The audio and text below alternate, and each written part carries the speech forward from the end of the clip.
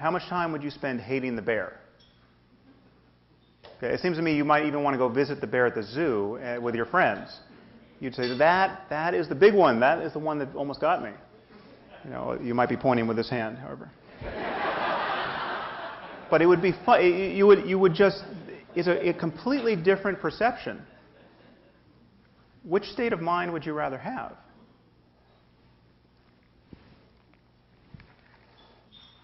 So the bear clearly was just being a bear. What else is a grizzly bear going to do when it finds you sleeping in the park? But the psychopath was also just being a psychopath. But this illusion that the man was endowed with free will and could and should have done otherwise, I think accounts for the stark difference in subsequent psychological suffering. And the truth is many people are worried that this illusion of free will is necessary for getting what we want out of life. But the truth is, we can avoid, the difference between happiness and suffering is just as stark as it ever was. I no more want to be eaten by a bear than I want to be killed by a man with an axe. These are both very good things to avoid. And we can avoid them.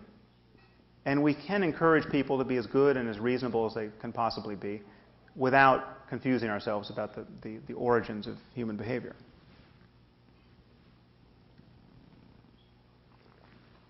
I mean, just think, well, what is it that we most condemn in other people morally and legally? It's really the conscious intention to do harm. Now, why is consciousness so relevant?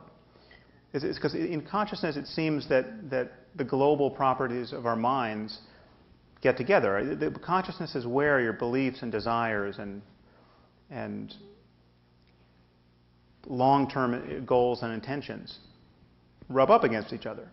What you do based on conscious, predetermined decisions says more about you than anything else.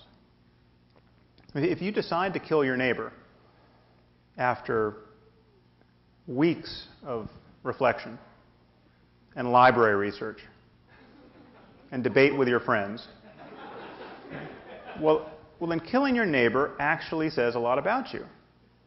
The point is not that you are the ultimate cause of your behavior. You didn't build yourself. I mean, the point is, for whatever reason, you have the mind of a murderer. You're not responsible for the fact that you have that mind, no more than a bear is responsible for the fact that it's a bear. But a grizzly bear really is a grizzly bear. And if you see one outside on the sidewalk tonight, it's worth taking seriously. A bear really will eat you. But we don't have to think about free will in that context. So clearly certain criminals are more dangerous than bears, and we have to lock them up to keep the rest of us safe. The moral justification for this is totally straightforward. Everyone is better off that way. But what doesn't make sense is retribution. The notion of punishing someone because they really, really deserve it. That doesn't make sense. Hatred doesn't make sense. We don't exact retribution against bears. Actually, that's not entirely true. We used to do that. It says in Exodus that if an ox gores a person, the ox is to be stoned to death and its flesh cannot be eaten. And Christians took this lead and ran with it for several centuries in medieval Europe and literally had trials for animals, wayward animals, that injured or killed people. There were literally accounts of and these animals were represented by lawyers. And there are accounts of one lawyer representing a colony of rats, and he pled that his clients couldn't appear in court because there were so many cats about willing to do them mischief. This seems completely insane from our point of view, but it should suggest to you how prone to confusion we are on this point. Now, this is also not to rule out the possibility that certain punishments may be necessary for deterring certain crimes or influencing people's behavior. The one difference between most people and most bears is that we can be persuaded by the mere idea of certain punishments. But this is a very different view of punishment than retribution. This is a purely pragmatic view of what will deter crime, what will mitigate suffering, what will mitigate risk. So dispensing with the illusion of free will actually allows us to focus on what actually matters: mitigating harm, remediating suffering. So I'm not arguing that everyone's not guilty by reason of insanity. I'm not saying that we can't make these usual distinctions between a voluntary action and an involuntary one, or between the moral responsibilities of an adult and those of a child. These are important distinctions to make, but they don't track with this sense of free will. In the United States, we have 13-year-olds serving life sentences. And it's not because some panel of experts has found that this particular child could not possibly be rehabilitated. It's because some judge or jury deemed that child the ultimate source of his evil and exacted retribution as a punishment. So it seems to me that certain moral intuitions begin to relax once you take this picture of scientific causality on board. When you have to admit that even the most terrifying people are at some basic level unlucky to be who they are. The logic of hating them as opposed to fearing them and restraining them begins to break down. And once again, this is true even if you believe that every human being harbors a soul. To be born with the soul of a psychopath is to be unlucky. So one consequence of this view, or so I suggest, is that it reduces hatred.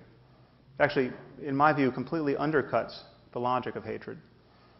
It also increases empathy and compassion. Take an example, which I should probably get a new example, but the example of the worst person who's ever lived, in my mind, at the moment, is Uday Hussein. He's not objectively the worst, but he's about as odious a person as I can think of. He was one of Saddam's eldest sons. He used to, when he would see a wedding in progress in Baghdad, he would descend with his thugs and rape the bride, just for the fun of it. Sometimes he would torture and kill the bride. He did this more than once. Whatever you think about the ethics of the war in Iraq, it seems to me pretty obvious that given that we couldn't capture him and stop him from doing these things, it was good that we killed him. I mean, unless you are a total pacifist, it seems to me that you have to admit this is what guns are for. to shoot people like Uday Hussein. But simply walk back the timeline of his life. Imagine him as a 4-year-old boy. He could have been a creepy little boy, no doubt. It's quite possible there are child psychopaths. But he was also a very unlucky one. I mean, he had Saddam Hussein as a father. How unlucky can you get? He was the 4-year-old boy who was going to become the psychopath Uday Hussein, through no fault of his own. Now, and if we could have intervened at any point there, at 4, at 5, at 6, at 7, that would have been the right thing to do, and compassion would have been the right motive. When would compassion stop being the right motive? Would it be wrong to feel compassion for the 18-year-old Uday Hussein? I don't think so. He's just as unlucky as the 4-year-old.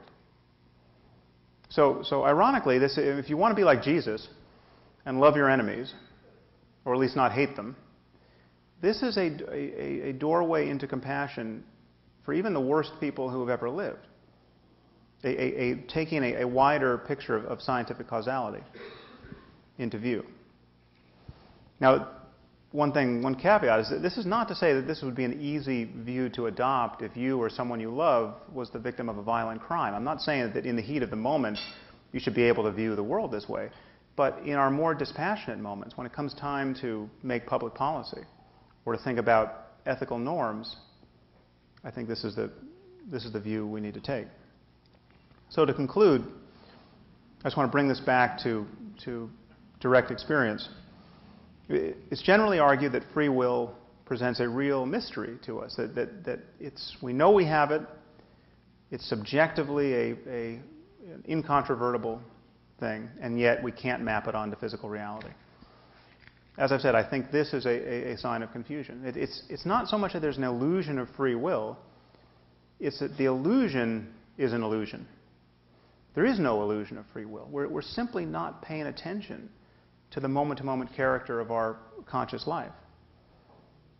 So it's not just that it makes no sense objectively in terms of physics, it makes no sense subjectively either.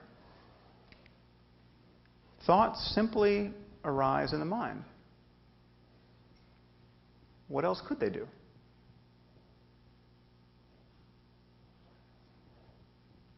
Now, some of you might think this sounds depressing, so in closing, I want to attempt to banish that, and no doubt we'll talk about that in the Q&A.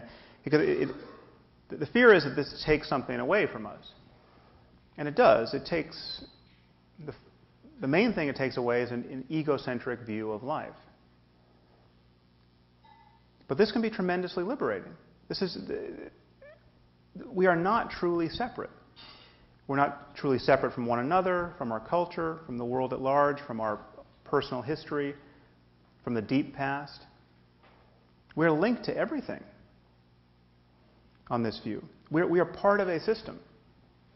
And therefore, what we do actually matters. It matters more, given the mutually interpenetrating influences here.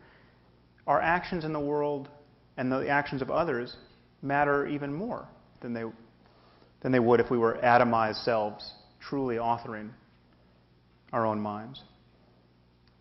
So, what I'm saying is that you can't take credit for your talents, but it matters if you use them, or it matters that you use them. You can't truly be blamed for your flaws, but it matters that you correct them. Emotions like pride and shame don't make a lot of sense on this view, but they weren't much fun anyway. These are isolating emotions. What does make sense is love and compassion. Caring about the difference between suffering and happiness makes sense. Wanting those you love and everyone generally to flourish makes sense. And of course, none of what I've said makes social and political freedom any less valuable. The ability to do what you want and not otherwise is still valuable. Having a gun to your head is still a problem wherever intentions come from. But the idea that we as conscious beings are deeply responsible for the characters of our minds simply can't be mapped onto reality. And if we want to be guided by reality, rather than by the fantasy lives of our ancestors, I think we have to revise our view. Thank you very much.